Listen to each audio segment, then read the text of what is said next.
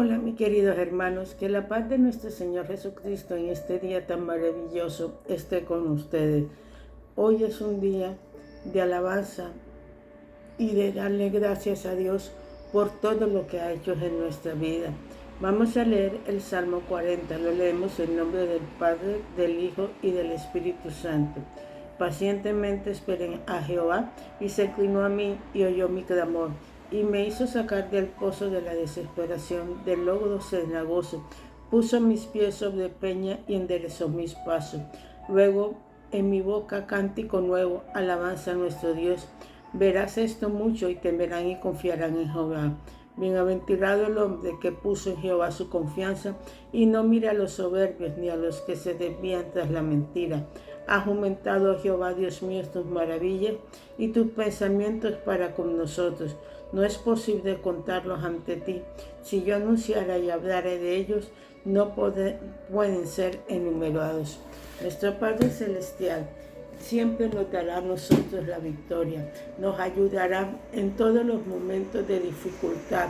Por eso es necesario que cantemos cánticos de alabanza y de agradecimiento, agradecerle a Dios por este nuevo día, un día que comienza lleno de amor, lleno de paz y lleno de su majestad, un día en el cual Dios proveerá todo lo que tú necesitas, porque si tu confianza está en Dios, tenlo por seguro que aunque haya guerra, pestes y haya dificultades en tu vida, Él estará ahí como eterno gigante, te protegerá y te dará confianza cada día más en Él, te ayudará a seguir sus caminos y te ayudará a estar siempre presente en ti en toda circunstancia. Ten confianza en ese Dios todopoderoso que te ama y que ha dado su único Hijo por amor a ti. Ten confianza en Él, porque solamente Él es digno de confianza. El dinero, tu esposa, tus hijos no pueden darte la seguridad y la confianza que solamente el Padre Celestial te dará en todo momento y en toda circunstancia. Confía en Él, alábalo, para que Él ponga en tu boca un cántico nuevo de alabanza y adoración. Ahora, ¿por qué debemos nosotros orar? Cuando leímos Mateo 5:13, parafraseando lo dice así: vosotros somos la sal de la tierra, pero si la sal se desvaneciera, ¿con qué será salado? No servimos para nada, sino para ser echado fuera y hollado por los hombres. Sin cambiar el significado, esta es una forma de parafrasearlo. Antes de compartir con algunos de ustedes, es importante aprender que la oración es la razón principal que mueve todo lo que está a nuestro alrededor. La razón principal por la cual la Iglesia es el factor decisivo en todos los asuntos del mundo. La razón es que la Iglesia puede participar en conflictos espirituales, en las fuerzas espirituales que influencian el destino del hombre y de las naciones. No hay otra gente en la tierra que pueda participar en este conflicto especial. De nuevo, Pablo habla de esta guerra en Efesios 6:12, porque no tenemos que luchar contra sangre y carne, sino contra principados, contra potestades, contra los gobernantes de tinieblas de este siglo, contra las fuerzas espirituales de maldad en las regiones celestiales. Hemos visto que Dios nos ha provisto de muchos medios de victoria en el mundo espiritual. La base de toda victoria la encontramos en Colosenses 2:15. Y despojado a los principales y a los potestades, lo exhibió públicamente, triunfando sobre ellos y triunfando en la cruz. En la cruz Jesucristo logró la derrota total de todos estos enemigos espirituales. Ahora, lo que se nos pide a usted y a mí es que hagamos con sus respectivamente en su nombre, es aplicar su victoria y hacerla efectiva. Aplicar la victoria que Cristo ha ganado es algo que nos toca tanto a ti como a mí. Como su iglesia, como los miembros de su cuerpo se representan personales. También hemos entendido que como somos llamados a la guerra espiritual, Dios nos ha provisto de un hacernar de almas espirituales, el cual Pablo describió en 2 de Corintios, porque las almas de nuestra milicia no son carnales, sino poderosas en Dios para la destrucción de fortaleza, derribando argumentos y toda altivez que se levanta contra el conocimiento de Dios y llevando cautivo a todo pensamiento a la obediencia de Cristo. Segunda de Corintios 10, 4, 5. Ya exploramos que se considera que son nuestras armas principales. Las mencionaré de nuevo brevemente: oración, ayuno, alabanza, testimonio, prédica y los dones sobrenaturales del Espíritu Santo, que, como destacamos previamente, son también armas importantes, aunque no hablemos más de ellas al formar parte del propósito de este estudio. Después vamos a ver una arma muy importante, que es la oración, comenzando con las palabras de nuestro Señor Jesucristo contenida en Mateo 18. De cierto os digo que todo lo que atéis será atado en el cielo, y todo lo que desatéis en la tierra será desatado en el cielo.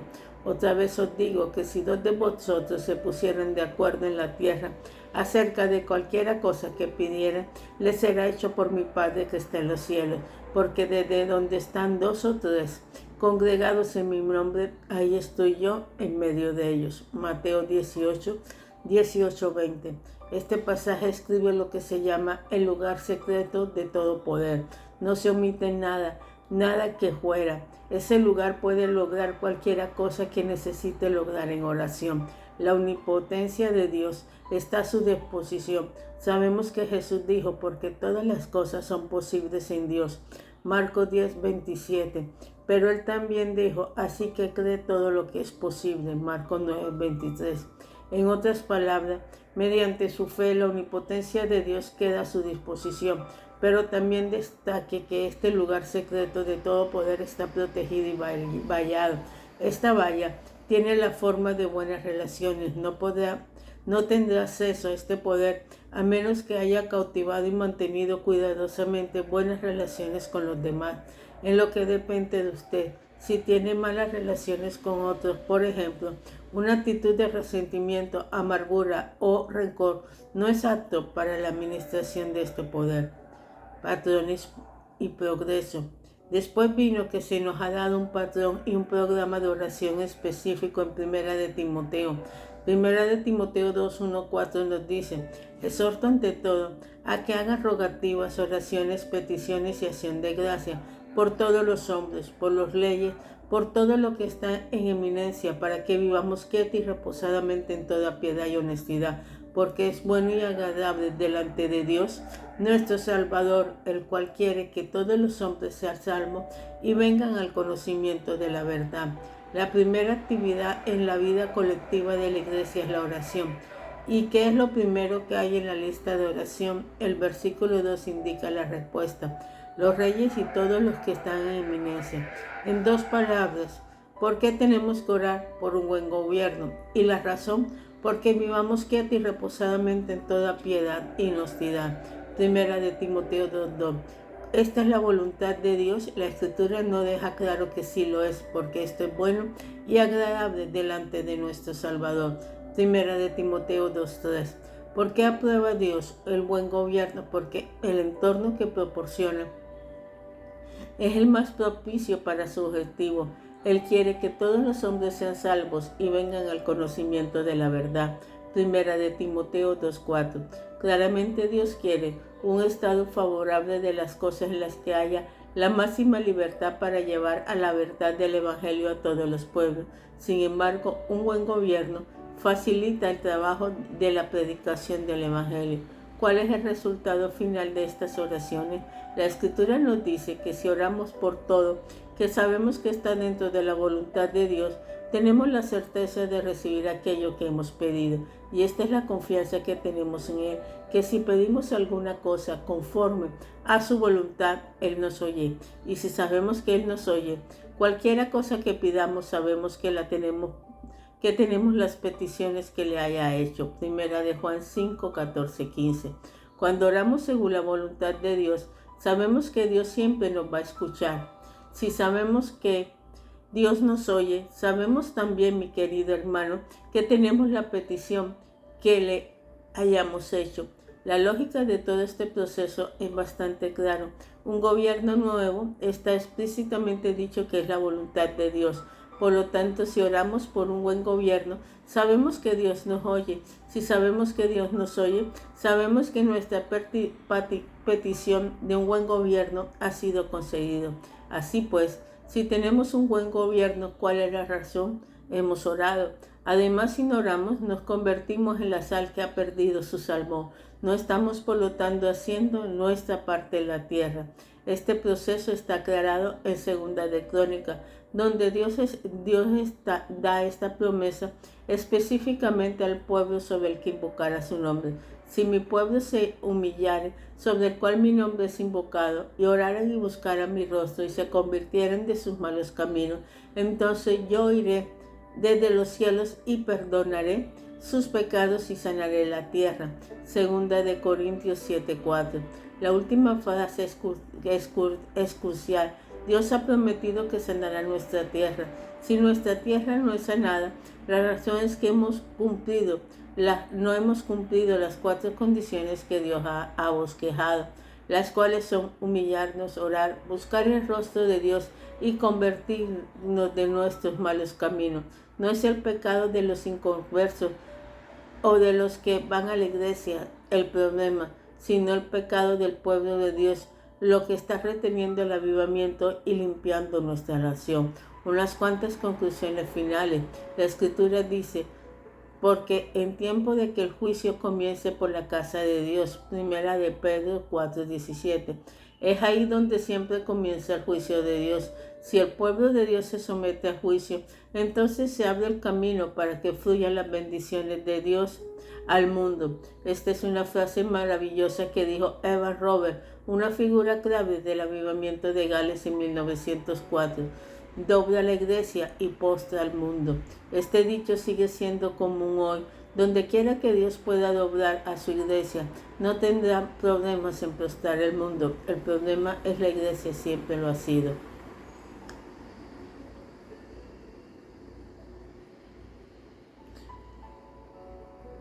En la Segunda Guerra Mundial les voy a dar un ejemplo. Cuando un soldado británico en el desierto de África, recién convertido y bautizado en el Espíritu Santo, la unidad de él era parte de lo que se conocía como la Fuerza del Desierto Occidental del ejército británico, el cual después se convirtió en el conocido Octavo Ejército. En este entonces, el soldado estaba totalmente asombrado por las conductas y las normas oficiales británicos. Eran egoístas, interdisciplinarias e irresponsables. Así que los hombres no confiaban en ellos y estaban dispuestos a trabajar con ellos. El resultado de dicha conducta fue que el ejército que se dividió contra sí mismo, lo cual, como dice la Escritura, claramente no puede sobrevivir.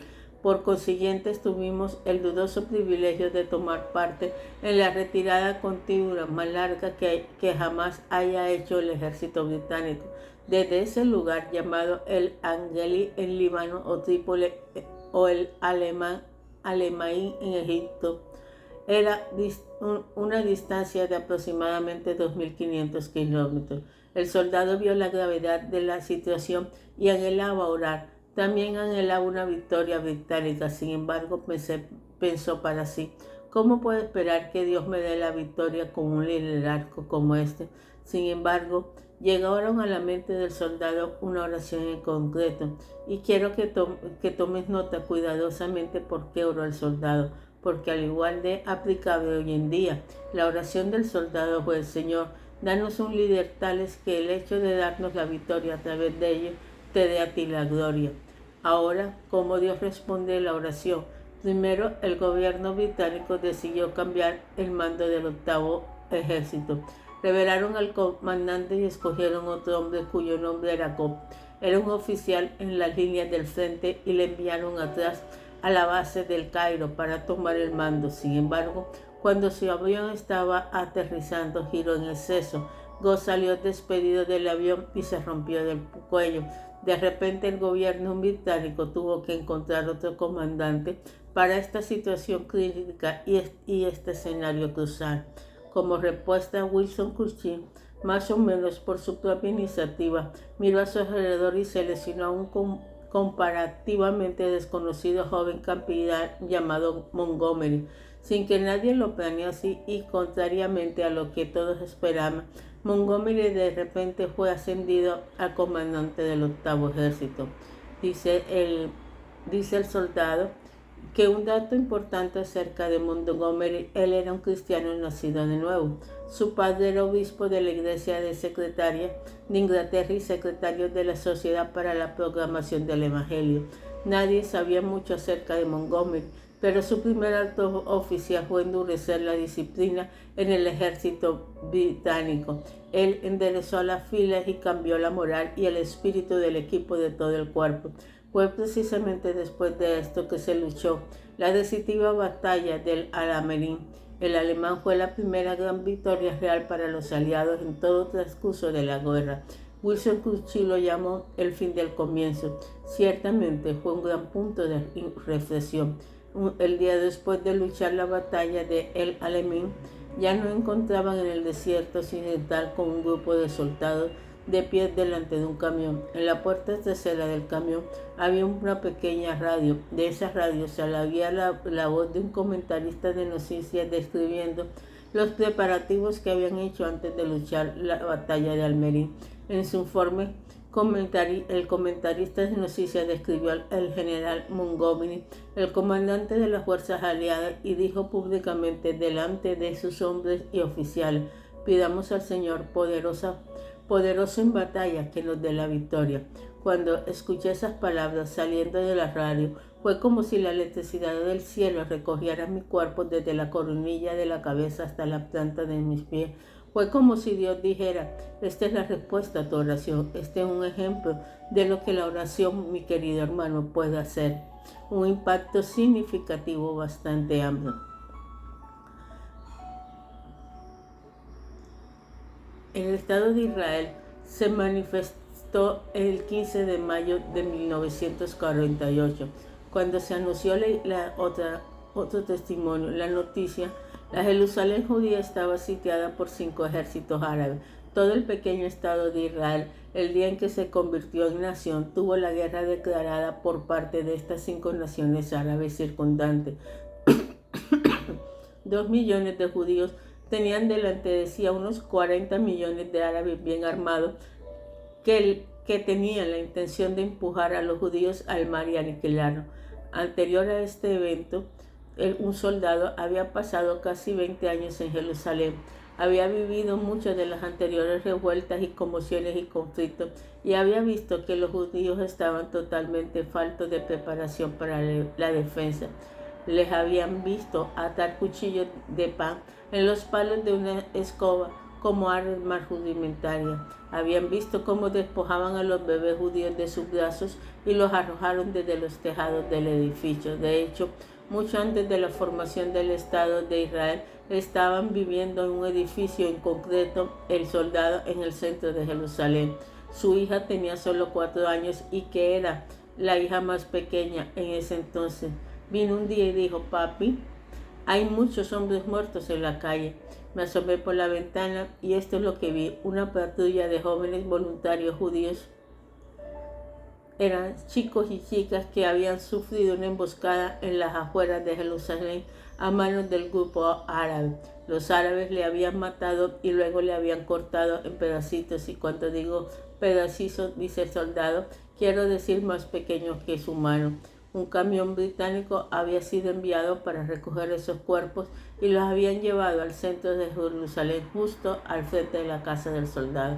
Al caminar los había llevado para pasarlos en una ambulancia judía para que los llevaran a enterrar. Para añadir más al horror a la escena, vi personas usando un trozo de unas latas de gasolina para rascar algunos restos humanos de la calle y echarlos en la parte trasera de la ambulancia. Ese horrendo incidente le dio a la vida del soldado de primera mano lo que tenía que esperar si los árabes prevalecían en ese tiempo en su intento de capturar Jerusalén. Sin ser medio dramático, decidió como un hecho verdadero que cada madre judía recibió el aviso de que llevara un arma cargada con una bala por cada uno de los hijos e hijas y para ella misma. La instrucción era usada si la ciudad caía en manos de los árabes. En medio de esta grave situación, el soldado y su esposa se volvieron a Dios en oración. Estaban orando junto con el trasfondo de lo que habían contado, sin querer parecer nacionalistas o parciales. Le pidieron a Dios, oraban: Señor, paraliza a los árabes. Poco después del anuncio de la creación del Estado, la lucha se convirtió en una guerra abierta en Jerusalén. El Haganah, el ejército judío de voluntarios, pidió permiso para colocar una avanzadilla cerca del patio trasero del soldado. Ya sabían que las colocaría independientemente si hiciéramos sí o no, así que educadamente dije que sí. Ahí estamos enfincados en nuestro patio trasero, dice el soldado. Así que gradualmente nos fuimos familiarizando con esos jóvenes judíos. Cuando se impuso el primer alto al fuego por orden de las Naciones Unidas, casi después de 2 meses, estos jóvenes venían a nuestra casa y hablaban con nosotros. Habían estado juntos en el centro de la gran parte del conflicto que se había producido. Un día estaban hablando con nosotros en nuestro salón y dijeron: miren, es increíble, estábamos en un edificio o en algún otro lugar de enfrentamiento y los árabes nos superaban en número, están mucho mejor armados y sin embargo parecían que no podían hacer nada, es como si estuvieran paralizados. En nuestra propia casa, dice el soldado, ese joven usó las mismas palabras que mi esposa había orado. ¿No ve lo bueno usted que es la oración, mi querido hermano?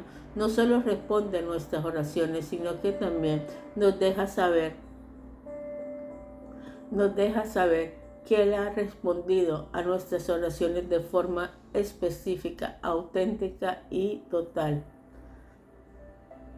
Un soldado en Kenia, en África Oriental, en Kenia durante 5 años, 1957 hasta 1961, cuando salían para ir a ese país para dirigir una misión allí, era el este de África británico. Cuando fueron, se estaban preparando en 3 naciones y avanzando hacia la independencia de Inglaterra. Como una de esas últimas 3 naciones, Kenia estaba previsto que recibiera la independencia en 1 o 2 más años.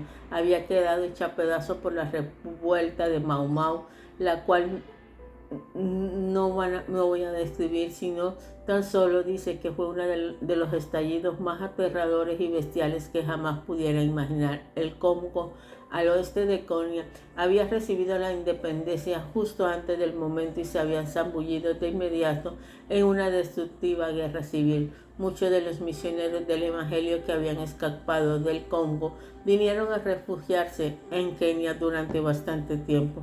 En ese momento, los expertos políticos y sociales eran de la opinión de que Kenia iba a seguir los pasos del Congo, pero de una forma mucho peor. Cada influencia que contribuye a luchar y destruir el Congo estaba representada en Kenia, salvo que un grado más intenso. En 1970, justo en medio de esta situación sin resolver, unos misioneros en conferencia de 200 jóvenes estudiantes africanos y maestros, junto con todo el equipo de misioneros, se habían reunido durante una semana y la tarde del domingo el último servicio de la conferencia estaba en marcha. La reunión duró 4 horas. Tras la predicación de uno de los otros misioneros, el espíritu se movió poderosamente. Las 2 últimas horas de ese servicio no tuvieron bajo el control de ningún ser humano, sino que tuvieron bajo el control del Espíritu Santo. Durante ese periodo había la impresión de que habíamos sido tocados por Dios y por su poder ahora que estaba disponible para nosotros. Mientras relata este episodio, el misionero dice, y que hizo un prefacio diciendo que no está siendo crítico al movimiento pentecostal, pero vino un pensamiento: ahora no hagamos lo que los pentecostales hacen algunas veces y simplemente malgastan este poder en disfrute egoísta. Usémoslo para el propósito por el cual Dios lo puso a nuestra disposición. Otro pensamiento, el de la escritura, le vino al misionero: como se lo he presentado, que los cristianos en la tierra son responsables del destino de su propio país. Allí, en esa reunión, estaba la flor innata de algunos jóvenes frutos de líderes cristianos de Kenia y era su responsabilidad orar por el fruto de la tierra. Se dirigieron a la plataforma con la intención de desafiar a ese joven a orar por el futuro de Kenia. Al hacerlo, pasé caminando junto a varias señoras que estaban sentadas en esa sesión. Ellas sacó la mano y dijeron: ¿qué ocurre? Ella dijo: dile que oren por Kenia. Yo respondí: justamente es lo que voy a decir en la plataforma. Debido a que las mujeres habían dicho, supe que tenía en la mente al Señor. Al llegar al estado, silencié a esos jóvenes y hablé básicamente de la responsabilidad de los cristianos de orar por el gobierno de la tierra. Dije: estamos en contacto con el cielo. Ahora es el momento que ustedes, los africanos, oren por el futuro de su país. Después lo guié en oración y créeme, yo creo que oramos, algo ocurrió, lo supe inmediatamente. La atmósfera espiritual de Kenia cambió y nunca más volvió a ser igual desde esa oración. Junto en mi plataforma hacían jóvenes que era un intérprete misionero que había sido el orador en la primera conferencia. Este joven intérprete se había graduado del seminario y ya tenía una posición de maestro. Estaba de rodillas y juntos oramos. Cuando terminamos se levantó y dijo: me gustaría decirle que Dios me mostró mientras estábamos orando. Esto es lo que me dijo ese joven. Mientras estaba orando, vi un caballo rojo. Era muy fiero y venía hacia Kenia desde el este. Había un hombre muy negro sentado en él y detrás había otro caballo también rojo y muy fiero viniendo hacia Kenia. Dudo mucho que ese joven hubiera leído el profeta Zacarías, pero la imagen que el Espíritu Santo dio fue totalmente paralela a la descripción bíblica de Zacarías 1, 7, 18. Después dijo: mientras estábamos orando, vi un caballo darse la vuelta y alejarse de Kenia, dirigiéndose en cambio hacia el norte. Y mientras me preguntaba ese significado, Dios habló, y esto es lo que dijo: solo el poder sobrenatural de la oración de mi pueblo puede alejar los problemas que vienen sobre Kenia. Hay una razón por la que estoy citando las palabras de este joven. Dijo: si quieres cambiar Kenia por el nombre de su propio país, no tienes que cambiar ninguna otra palabra. Solo el poder sobrenatural de la oración del pueblo puede alejar los problemas que vienen. ¿Qué sucedió en Kenia? Tan solo diré que los años que han pasado desde esa palabra profética ha ocurrido exactamente como Dios mostró a ese joven. Poco después que Kenia obtuvo la independencia, los comunistas lanzaron un intento firme planeado de hacerse con el país. Llegaron al este de la isla de Madagascar. Los agentes que usaron habían sido entrenados en Cuba y algunos hablaban español. Consiguieron entrar en Tanzania, el país del sur de Kenia, pero de la forma inesperada.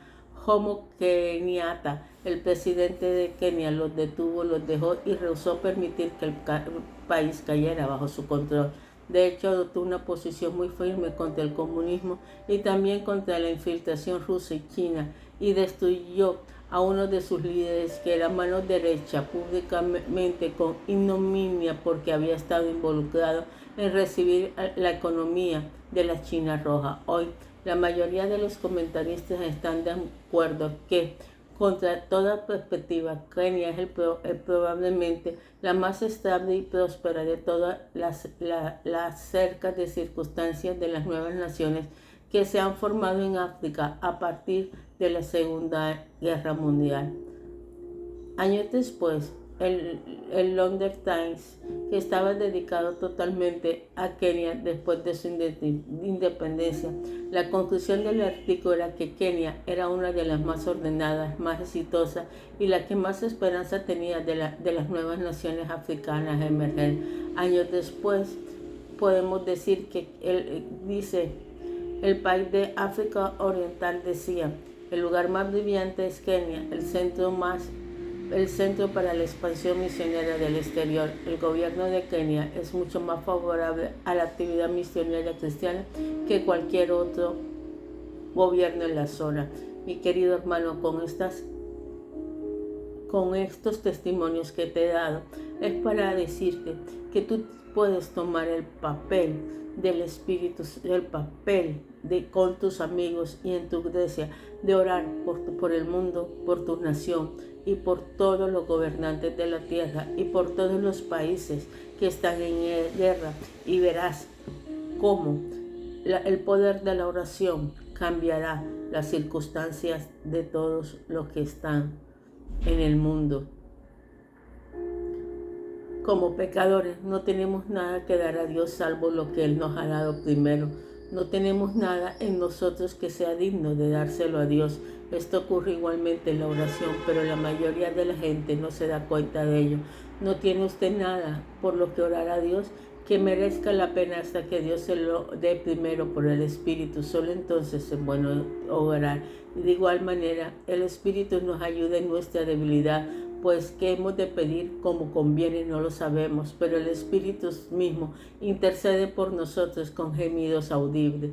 Mas al que escudriña los corazones sabe cuál es la intención del Espíritu, porque conforme a la voluntad de Dios intercede por los santos. Romanos 8, 26, 27. Este pasaje nos recuerda a nosotros realmente no sabemos cómo orar, pues qué hemos de pedir como conviene no lo sabemos. Romanos 8, 26. Pero nosotros mismos y el Espíritu Santo somos incapaces de orar bien. Esta es una enfermedad que comparte toda la raza humana. La única vez que podemos orar con eficiencia es cuando el Espíritu Santo viene a nuestra ayuda y nos da una oración. Permítame explicar otro aspecto de la obra del Espíritu Santo, revelación.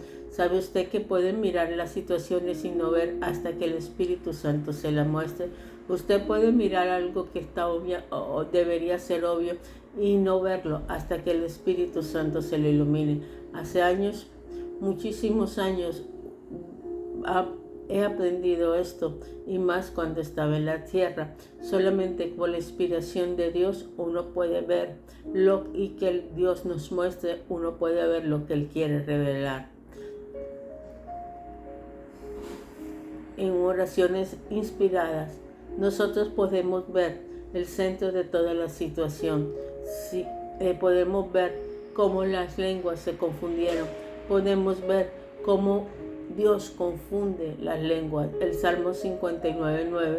Destrúyelos, oh Dios, confunde la lengua de ellos. De vez en cuando siente un impulso del Espíritu Santo con respecto a un bloqueo, haz esa oración. Confúndelos, Dios.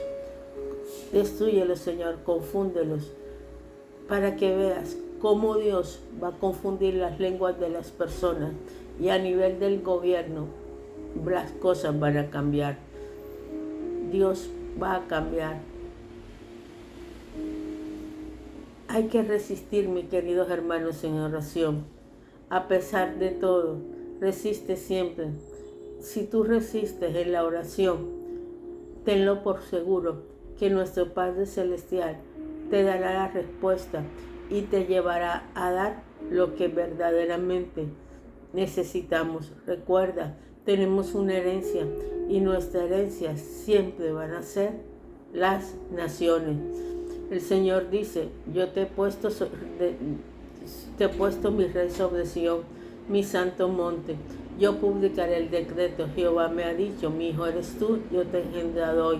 Pídeme y te daré por herencia las naciones y como posesión tuya los fines de la tierra.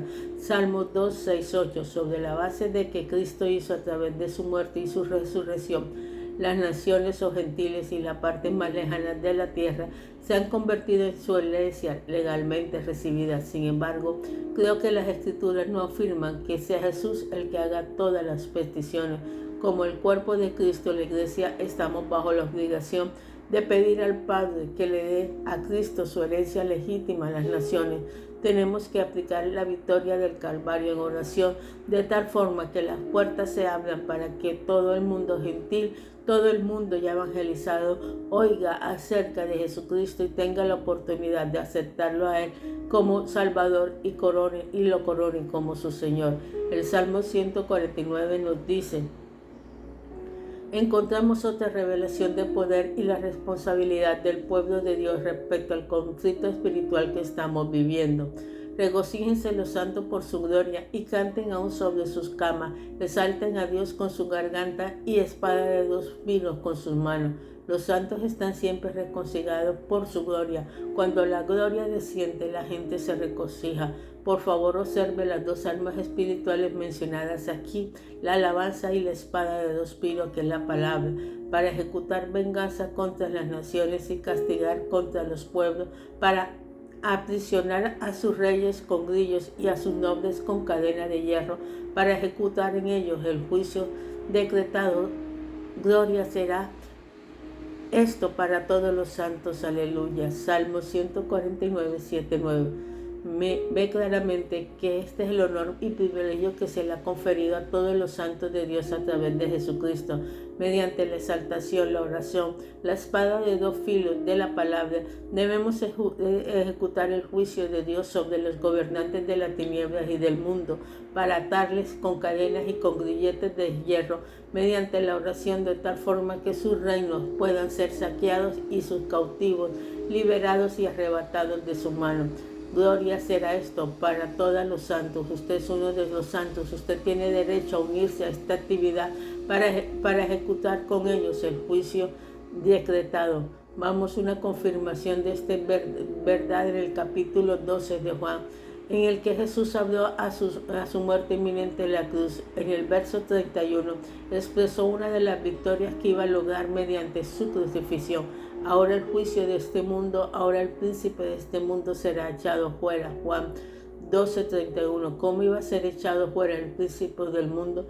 Veamos la respuesta del versículo 32. Si yo fuera levantado de la tierra, ¿cómo fue echado fuera el príncipe del mundo? Mediante la cruz. Por favor, entienda que mediante la cruz este mundo ha sido llevado a juicio ante los ojos de Dios.